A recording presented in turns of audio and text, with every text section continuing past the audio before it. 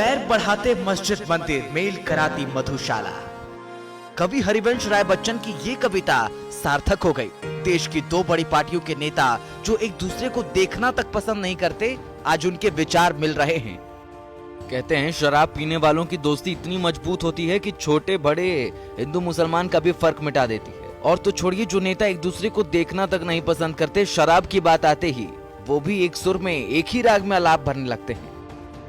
कोटा के सांगोद से कांग्रेस के विधायक भरत सिंह कहते हैं कि अल्कोहल से हाथ धोने भर से ही कोरोना का वायरस मर जाता है, तो अगर शराब को पी लिया जाए तब तो कोरोना का वायरस गला तर होते ही दम तोड़ देगा। कांग्रेस के विधायक शराब की दुकान खोलने की पैरवी करने उतरे तो बीजेपी के वरिष्ठ नेता और पूर्व विधायक भवानी सिंह राजावत उनसे 4 हाथ आगे निकल गए।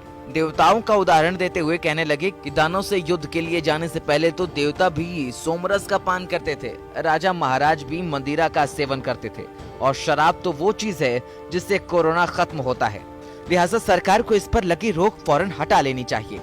इससे सरकार को रुका हुआ राजस्व फिर से मिलने लगेगा। राजावत तो ये भी दलील दे गए कि पान, बीड़ी और गुटखा खाने वाले अगर थूकेंगे तो कोरोना फैल सकता है, लेकिन शराब पीने वालों से तो बीमारी फैलने का भी डर नहीं।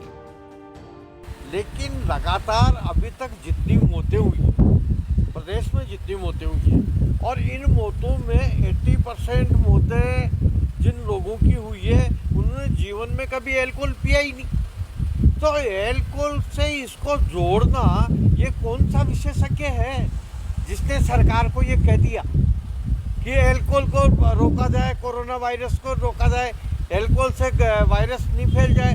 तो ये सबसे गलत बात है। और मैं लगातार कह रहा हूँ कि भाई ये तो सोमरस जो है, ये तो समुद्र मंथन से निकली हुई चीज है, और युगों पहले देवता भी सोमरस पीते थे। और आज भी आधुनिक युग में हमारे राजस्थान में 60% आबादी, 60% आबादी ये शराब का सेवन करती है। मजदूर वर्ग करता है, नीचे का तबका करता है।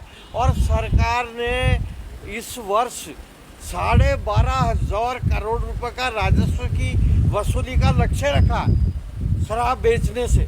लेकिन पिछले 1-1.5 महीने से ये जो प्रतिबंध लगाया है सरकार ने, सरकार के राजस्व की हानि हो रही है, रेवेन्यू टारगेट पूरा नहीं हो रहा।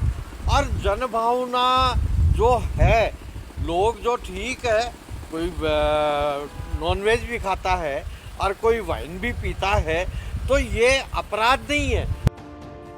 शराब पर पाबंदी हटाने की पैरवी करने के लिए हनुमानगढ़ के भादरा से सीपीएम विधायक बलवान पूनिया भी अपना पूरा बल लगाते दिखे।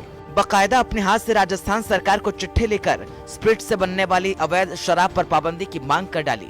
लेकिन फिर ये अपने दोस्त भरत सिंह और राजावत की राह पर चल पड़े। खत में लिखा कि अगर शराब की दुकानें खुली होती तो स्प्रिट से बनी अवैध शराब लोगों की जान न लेती और सरकार को भी राजस्व का नुकसान न होता।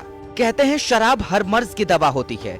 दिल टूटा हो, मोहब्बत रूठी हो या हो कोई भी गम, हर एक का इलाज बड़े ही सलीके से करती है ये शराब। तभी तो इसे कहते हैं दर्दे दिल की दवा, जो अपने आगोश में भरकर हर एक गम को नशे में मिटा देती है। लेकिन अफसोस कि हर मर्ज की दवा कही जाने वाली शराब अब लोगों की पहुंच से दूर हो चुकी है।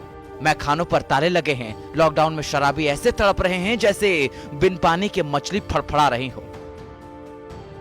कोटा से संजय वर्मा के साथ मोहित सिंह की रिपोर्ट।